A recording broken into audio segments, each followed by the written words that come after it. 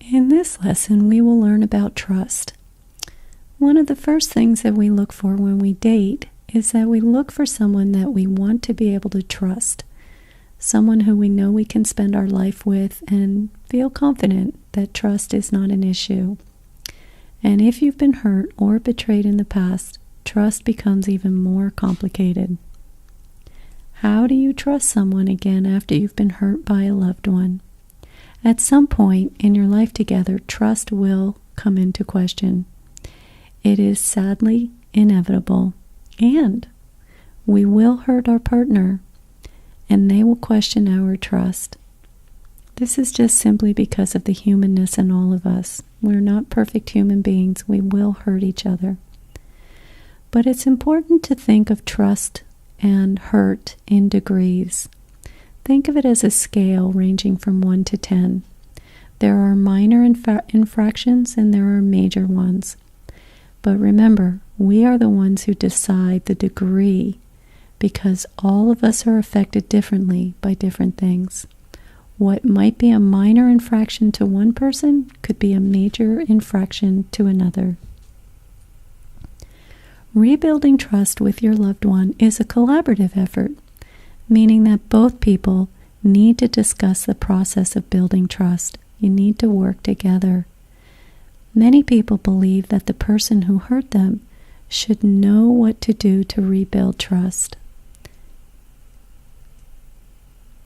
But remember, you must let the person know what it is that you need in order to get back to being able to trusting them. If you've been hurt and your trust has been broken, you will feel fear to trust again. Fear that you will get hurt again. But the first question that you need to ask yourself is, what do I need from the other person to begin to work towards trust? Many people answer this question by saying things like, I need you to not hurt me. I need you to be kind. I need you to be honest. I need you to show me that you love me. I need you to be thoughtful. And while these are legitimate requests in rebuilding trust, they are unfortunately a bit too vague and unclear. What do we mean when we say we want our loved one to not hurt me? Some specific examples might be, I need you to not raise your voice when you are upset with me. That will help me trust you. Or, I need you to show me that you love me by asking me to spend time with you. That will help me feel closer to trusting you.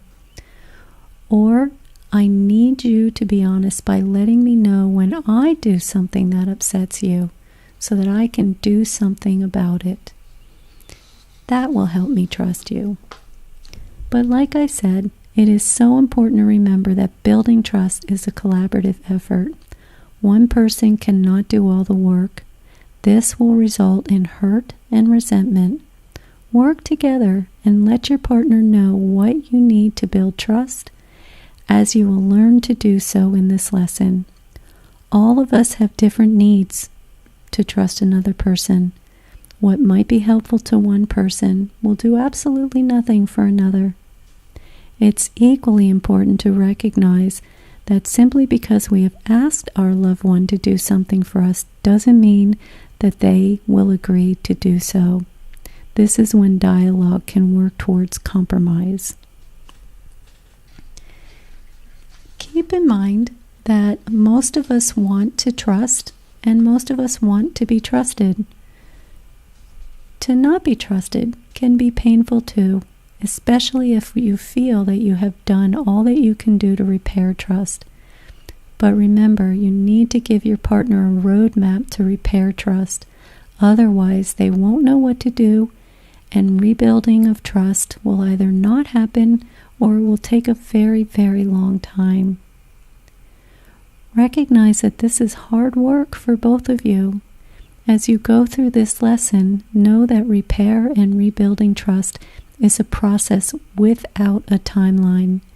However, remember that both of you want to get back to trust, having trust in your relationship. It's just sometimes difficult to get there, and even more challenging without the tools.